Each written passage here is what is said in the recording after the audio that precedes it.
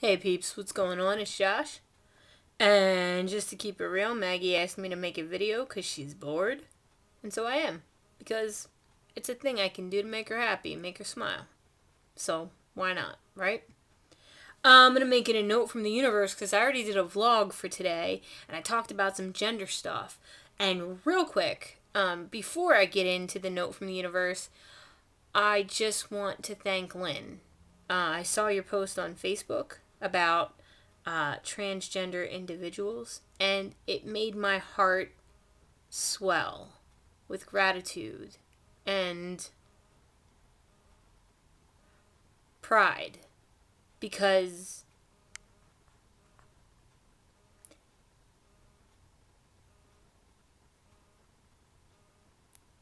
all of the feels. And wow. So thank you. So, yeah. We're going to talk about the note from the universe for the 16th because it actually struck a chord with me. Now, you guys have heard me talk about how I'm an introvert, right? And I was just talking to Maggie about this the other day, right, babe? Like how I'm an introvert, but I play an extrovert on the interwebs. And here's the deal. Ever since I was a kid, I've been filling voids. I was raised to be a gentleman.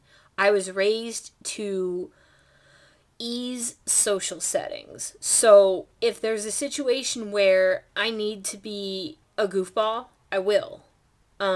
If there's a situation where someone needs to step up and take the lead, I will. If there's a situation where, somebody has to make a decision, I will. But not with ego. Although I'm not saying I'm completely without ego because nobody is, but I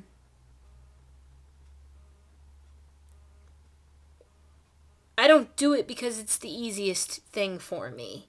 I do it because it needs doing, and I step up, and in my mind, I man up. Because that's just how my granddaddy always did, and that's one of the things that I learned from him. And it's important to me that I live my life in a way where I can sleep at night, knowing that I do everything that I can on a daily basis, within reason, to be a good friend, be a good family member, be a good boyfriend. Whatever I can do to step up in various ways, I will. And so oftentimes, when I tell people I'm an introvert, they're like, what? No. And I'm like, no, I am. Because an introvert is just someone who's not recharged by social settings. For example, when we have write-ins, I come home and I'm really just drained. And I just want to sit in front of Facebook or listen to some music or do some more writing or take a nap. And then I get recharged. And don't worry, Maggie, when you're here, I'll be able to recharge around you. But that's because I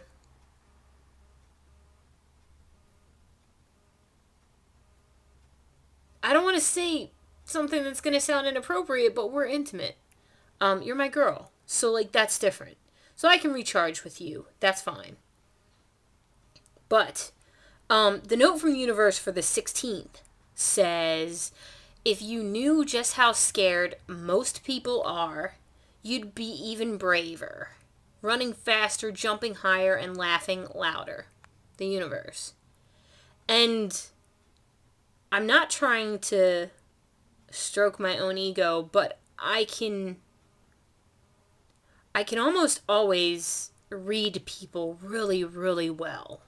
I've been able to since I was a kid, and I can't really explain it. It's not something I developed or not some special talent. It's just part of me. It's part of who I am. And I've been able to do it since I can remember. Even when I was a little kid, I have memories where I was, really little looking up at adults, and I was thinking specifically about their emotions and reading them, much like I do now. And again, I'm not it sounds like I'm like, oh, I was such a smart baby. No, I was stuck on stupid sometimes. I would do the dumbest shit. Seriously. Not that bright. But very sensitive to energy. So, I know my strengths and my weaknesses, and I think that more than anything is why I fill social voids, because I'm good at it. But there's this comparison that I always like to make to explain to people how I feel in many social settings. I feel like a duck on water. And the reason this is because on the surface, a duck just looks like they're sitting on the water. They're still, they're picturesque.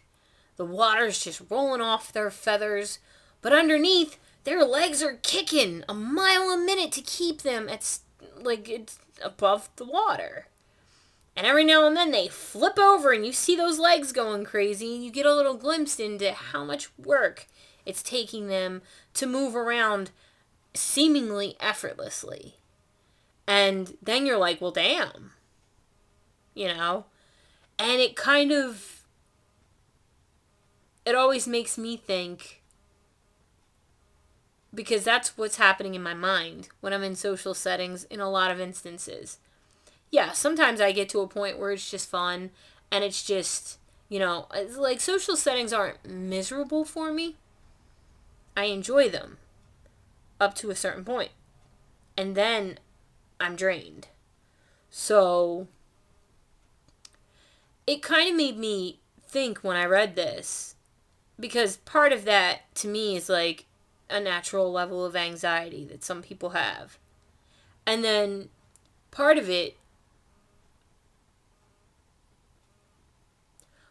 to me applies to a broader scope of how people live their lives and the law of attraction and all of that. I always kind of think deeper when somebody asks, what superpower would you like to have? I would always want to fly. Some people are like, I would want to read minds. How heartbreaking would it be to walk around this world and hear all of the things that we hide from each other? Because you never say everything that's going on in your mind. Even if you're a person like me that communicates extremely well, maybe too well. Part of the reason I think I communicate so well now is because I spent so many years not communicating. Because,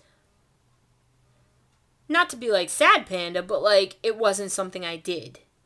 I didn't talk about my feelings. I didn't show my feelings. So now I do. And it's kind of like, I don't know, I'm 35 years old and in some ways I'm still maturing. And maybe that's the guy thing, where guys mature more slowly than girls do. Because in some ways, Maggie is way more mature than I am. And in some ways, I'm more mature than she is. And I'm okay with that. And I love how our differences make, in my opinion, both of us better. Because there's a balance. And I love that. Because if we were both the exact same, one of us would be unnecessary. That's what Daddy Dave Ramsey says. If you're both the same, one of you's unnecessary.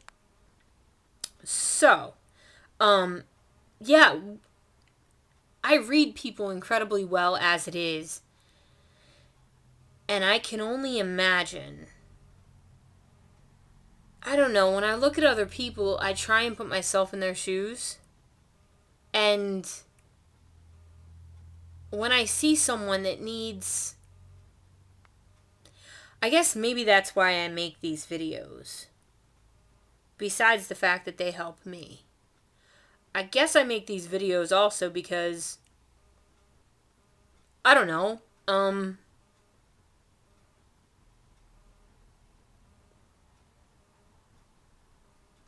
I'm hoping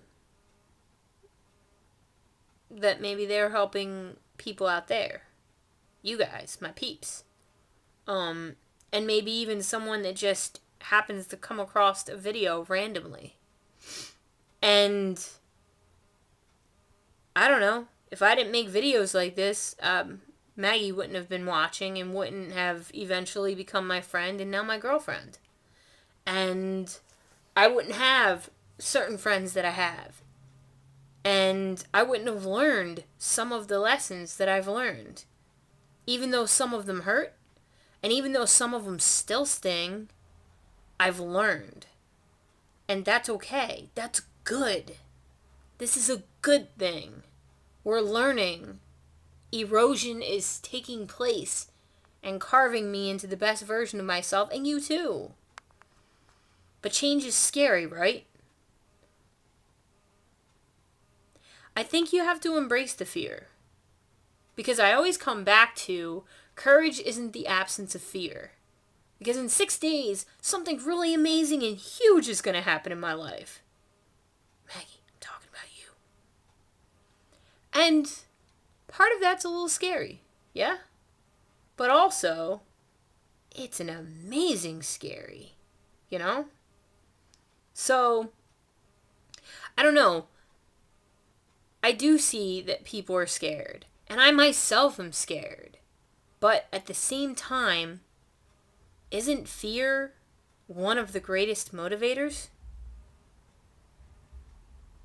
If you're in college, I don't want to get in trouble with my teacher. Katie, I'm looking at you. I better do my homework packets because I don't want to have problems. Or if you're a kid and you're doing your chores because you don't want your mom to yell at you, that's a good thing. You're doing your chores. Yeah, it's because you're trying to avoid a negative consequence, but you're still doing your chores. Just because fear was a motivator doesn't mean you don't get credit for doing what you're doing. Fear pushes us. And when I see other people that are afraid, it kind of makes me want to take their hand and let them know it's going to be okay. And let them know that fear is not their enemy. It might actually be their best catalyst for change. I don't know. I'm a Virgo male, and we tend to be, in some instances, afraid of failure. And in the past, there have been times where I was like, I'm not even going to try because I don't want to fuck up and fail. I just don't want to be a failure. I just can't even.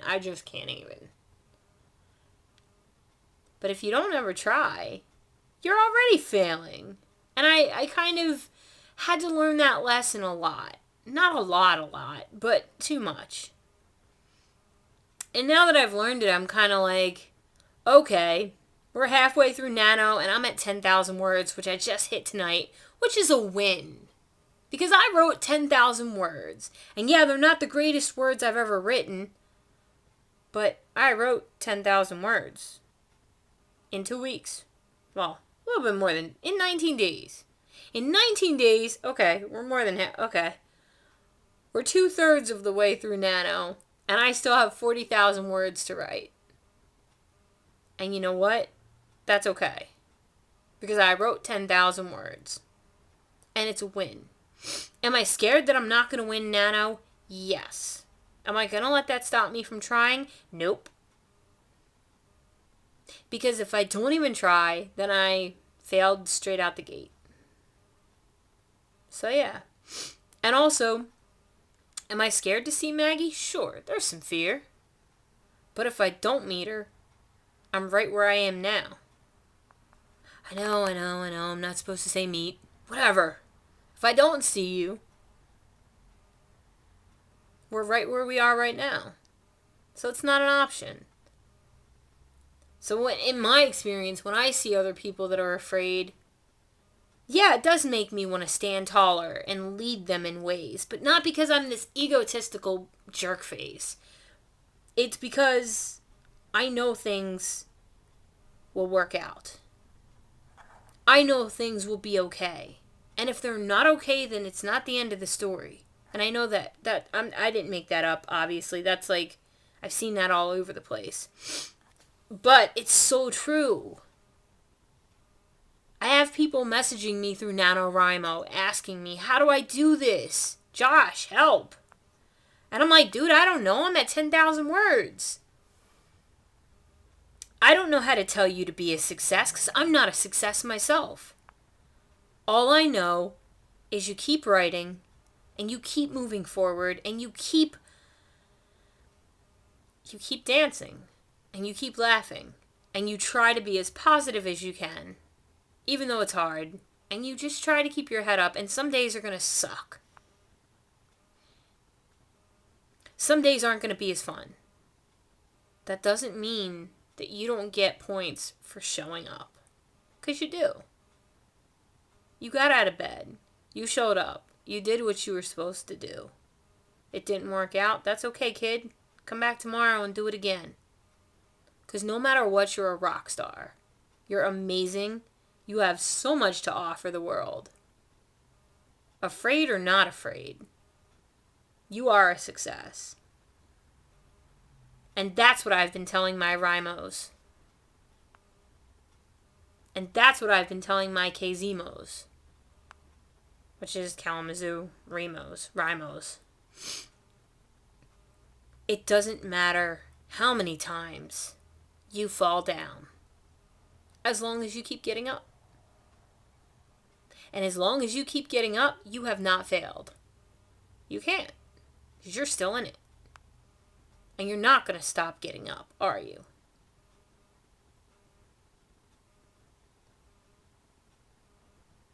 And I love that they're reaching out and asking for support, because that shows such a high level of intelligence.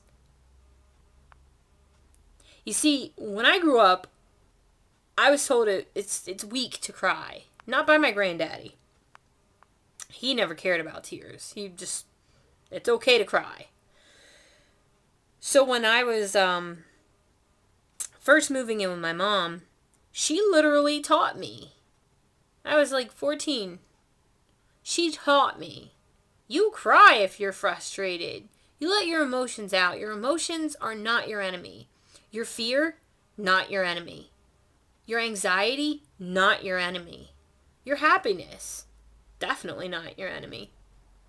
All of your emotions are meant to be felt. Meant to be felt. Yeah, that's English. All of your emotions are meant to be felt. All of your emotions are there for a reason, because they're telling you things. Just like body aches and stuff like that, they're telling you things. Your body's always communicating with you. It's all energy. Whether you believe in the law of attraction or you think I'm a crazy fuck, that's okay. You can call me crazy if you want. I'm cool with that. In fact, I am crazy, so, go with it, right? Whether you believe it or not, there is a natural energy in your body. I'm not making it up, that's science. There's energy in your body. Fact. And that energy has power when you utilize it. Where was I going with this? I have no clue. Went right out of my head. Right out of my head. How do I forget something in mid-sentence? This is what I'm talking about. Why does my memory suck so bad? Oh, all of your emotions and all of your emotions are energy. And so that's meant to be utilized. If you're anxious about something, there's a reason. Your body's communicating with you. Log off of Facebook. Put down your phone and consult with your emotions. What am I feeling right now? Why am I feeling this way? Why do I feel afraid? What am I afraid of? That's a terrifying question, right? But it's not a bad question to ask. Because if you're afraid of something, chances are it needs your attention, right? I'm just saying. It probably needs your attention.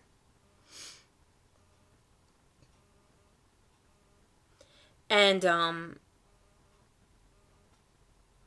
I don't know. This is long and rambly and convoluted, and I don't even know what I'm saying. I think I've said some good things. I think I made some points.